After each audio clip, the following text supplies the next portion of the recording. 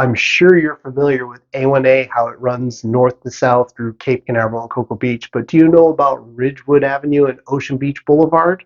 Well, in this video, we're going for a ride and we're going to introduce you to this section of Cocoa Beach and Cape Canaveral. So stick around. My name is Eric Larkin and I'm a real estate agent here on the Space Coast. And when I'm not making videos like this one, I'm helping people buy and sell real estate. So if you have plans of making a move, let me know how I can help.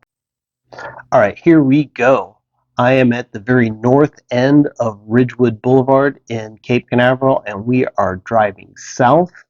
This stretch of road where it's Ridgewood to Ocean Beach Boulevard is about 4 miles from end to end. And I've always enjoyed this ride, whether I'm driving in a car. It's nice, leisurely, 25-mile-an-hour traffic. It's also a good place if you wanted to go for a bike ride or even for a walk or a run and you don't want to necessarily deal with the beaches. The Royal Mansion condominium, it's one of a handful of condos in Cape Canaveral that allow weekly rentals, and there's an on-site property manager as well, so that's a good benefit if you're looking for that type of property. You can see we're pointing out public beach access. There's a sidewalk there that'll lead to crossover to get you to the beach. Most of the beach access points in Cape Canaveral and Cocoa Beach along this road are actual intersections where there's roads that will take you there, but because of some of the condo properties, it might have limited access, so you would had to have been on the north side of the Canaveral Sands or enter through Cherry Park, which is coming up here on the left.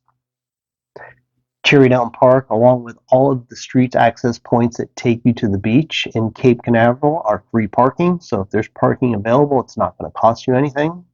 Something to know in the city of Cape Canaveral, they don't allow street parking. So if you're thinking, all right, the end of Washington Avenue is full, there's no parking here, let me park a little further west along the road in front of one of the houses there, it's actually not allowed in the city of Cape Canaveral. So be careful where you're parking if it's not an assigned spot.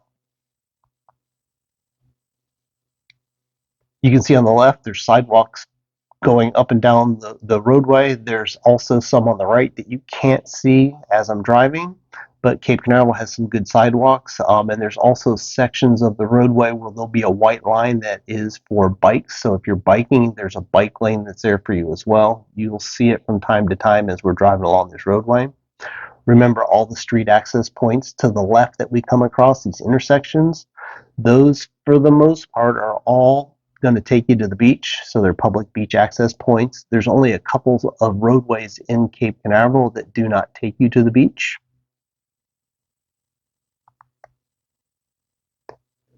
Driving along Ridgewood and most of Ocean Beach Boulevard is very residential. You can see we're passing townhomes to the left. There's condos on a little beyond that are oceanfront properties, and some of the side streets have single-family homes. We'll also be passing single-family homes along the way that you'll be able to see. And just as these crossroads take you to the left to take you to the beach, if you're to hang a right, that'll take you to A1A, so it's quicker driving going north to south. Canaveral Sands that we just passed and Cape Winds condominium that we're passing right now. These are set up similar to the Royal Mansion where they allow weekly rentals, and they also have on-site property managers too. If you don't want to either do your own property manager or find an independent property manager to take care of your property, you can use the on-site property managers at those three particular condominiums.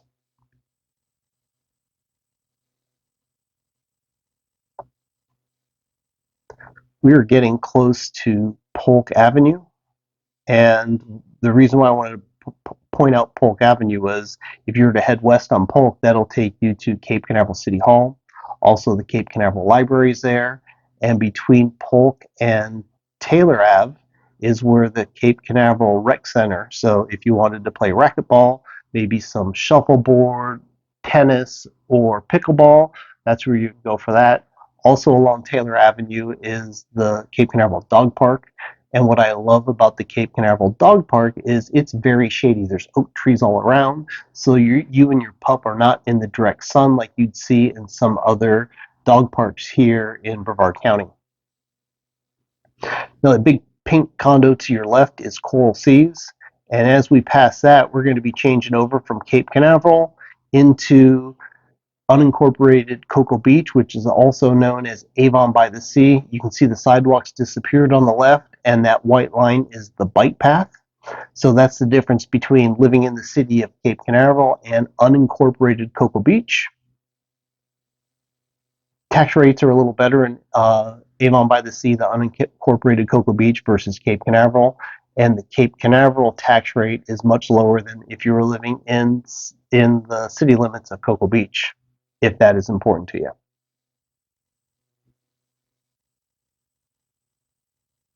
Now, a lot of these properties that we're passing, you can see they're one-story homes, like the blue one there that we're passing. These are all built in the 40s and 50s, maybe early 60s. There are some new construction single-family homes in this area, but they are tear down, so there's an existing property there that somebody leveled and then built new. Also along this way, besides the condos and townhomes, there are multifamily, like apartment complexes, duplexes, triplexes, etc. So there is a good variety of homes and properties for you to choose from here along Ridgewood and Ocean Beach Boulevard. As we enter into the city of Cocoa Beach, like right now, this is still Ridgewood, but as soon as we enter into city limits, then Ridgewood becomes Ocean Beach Boulevard. Here to the left is Discovery Beach Resort. This is a timeshare property, so if you're looking for a timeshare in Cocoa Beach, Discovery Beach could be a good option for you.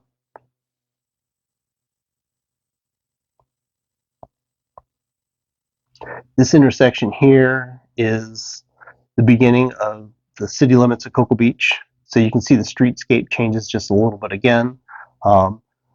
I think the city of Cape Canaveral did a much better job with their streetscape with the landscaping and sidewalks versus what happens in Cocoa Beach, but Cocoa Beach has done a good job updating their medians with great landscaping as well. I just think Cape Canaveral, I'll give them the nod of doing a little better job with that kind of thing. All the parking here, since we've entered the city of Cocoa Beach, it's pay to park if you go to the beach. It's also pay to park. We're passing the Pier's parking lot here. If you want to park on the grounds for the Cocoa Beach Pier, the Westgate Pier, expect to pay 20 bucks or more for the day, depending on what kind of day it is or what kind of events are happening.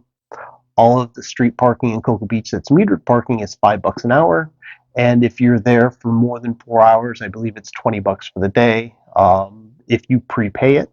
If you decide you're going to try and skip paying the parking, then expect to have a $35 or more ticket when you come back to your vehicle.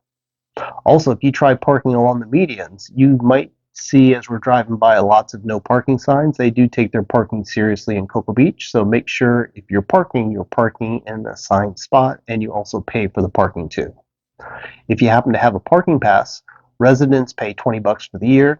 That allows you to park on any of these beach spots. It goes with the $20 parking pass. If you're a non-resident, it is $75 for the year, and that goes from January through December. They do not prorate it. So if you buy it in July, you're still paying for the full year, which is actually only 6 months.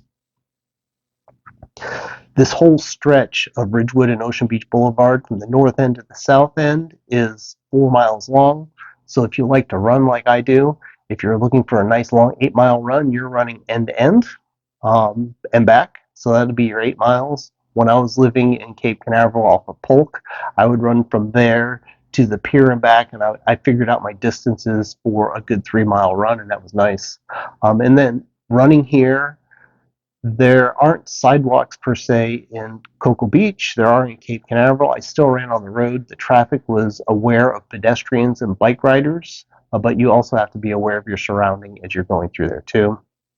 We're coming up to State Road 520. We just passed the Sandbar. Great place for tacos or food. If you want to be near the beach and have some food and drink, definitely check out the Sandbar. And here in this area near the 520 intersection, there are other bars and restaurants within a couple blocks walk. There at the Sandbar I just mentioned, or if you head towards A1A, there's a good selection between 520 and the next couple blocks south. On our right, we'll take you to Ron John's. So if you want to go check out and see everything Ron John's has to offer, you can head to the right and see what's there. Also to the right would be the Cocoa Beach Surf Shop, and there's a Starbucks there if you wanted to grab a cup of coffee. This section here is definitely more heavily tourist versus residential, because a lot of the condominiums here are for snowbirds or for short-term rentals. There's also quite a few hotels in this area too. So keep that in mind if you're visiting this section of the beach. This section of the beach is still beautiful, so no matter where you go to get your toes in the sand, you'll be doing okay. As we're coming to the end of Ocean Beach Boulevard here towards the south, you can see condos are getting bigger. There at the very south end of this is Emerald Sea. You can kind of see it approaching on the video.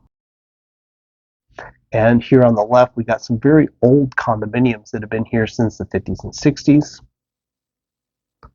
On the right-hand side that you can't see is the Westgate Cocoa Beach Resort that used to be the Wakula, which was to the right in that brown building to the left. As we get closer to the end of Ocean Beach Boulevard, that is the end of our driving tour. I certainly appreciate you coming along for a ride.